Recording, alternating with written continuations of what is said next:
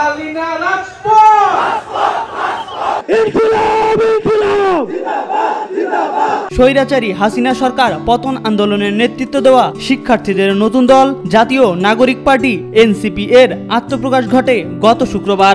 মানিক মিয়া এভিনিউতে জুলাই আন্দোলনের সবচেয়ে পরিচিত মুখ ও দলটির আহ্বায়ক নাহিদ ইসলাম নতুন দলের ঘোষণাপত্র পাঠ করেন। বক্তব্যের শেষে জুড়ে দেন ইনকিলাব জিন্দাবাদ স্লোগান। শুধু তিনি নন, নতুন দলটির শীর্ষ প্রায় সব নেতাই বক্তব্যের ইতি টেনেছেন ইনকিলাব জিন্দাবাদ স্লোগান দিয়ে। হাসিনা সরকার পতন আন্দোলনের শুরু থেকেই সোশ্যাল মিডিয়া কিংবা রাজপথে এই স্লোগানটি ছড়িয়ে পড়েছিল ছাত্র জনতার মুখে মুখে। তাহলে আবার কেন এই স্লোগানের চর্চা? শুধুই কি কাকতালীয়, নাকি এর পেছনে আছে ভিন্ন কোনো মতলব যাই হোক না কেন, এই স্লোগানের ইতিহাস কিন্তু বড্ড পুরনো।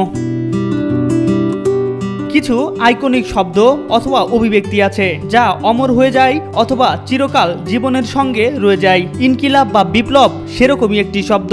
শব্দটি 1921 সালে উর্দু কবি ও শ্রমিক নেতা মৌলানা হাসরাত মোহানি একটি স্লোগানে প্রথম ইনকিলাব জিন্দাবাদ অর্থাৎ বিপ্লব দীর্ঘজীবী হোক কথাটি ব্যবহার করেছিলেন এবং এরপরই এটি ভারতের উপনিবেশ বিরোধী স্বাধীনতা সংগ্রামের মিছিলের প্রধান স্লোগানে পরিণত হয়। 1929-এর দশকের মাঝামাঝি সময়ে এই স্লোগানটি দিয়েই ব্রিটিশ বিরোধী সশস্ত্র সংগ্রামের প্রধানতম নাম ভগৎ সিং রণহুঙ্কার তৈরি করেন। ধীরে ধীরে এটি ছড়িয়ে পড়ে পুরো ভারতীয় উপমহাদেশে।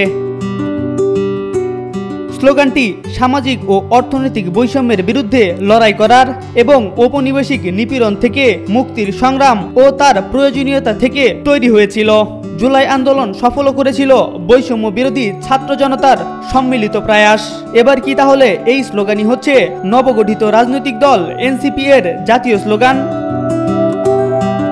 এই বিষয়ে জাতীয় নাগরিক পার্টির জ্যেষ্ঠ যুগ্ম আহ্বায়ক আরিফুল ইসলাম আদিব বলেন, এটি জাতীয় নাগরিক পার্টির দলীয় কোনো স্লোগান নয়। যেহেতু জুলাই গণঅভ্যুত্থানের পর থেকেই ইনকিলাব জিন্দাবাদ স্লোগানটি বেশ আলোচিত ছিল, তারই ধারাবাহিকতায় এখনো আমরা এই স্লোগানটি বিভিন্ন কর্মসূচিতে ব্যবহার করছি।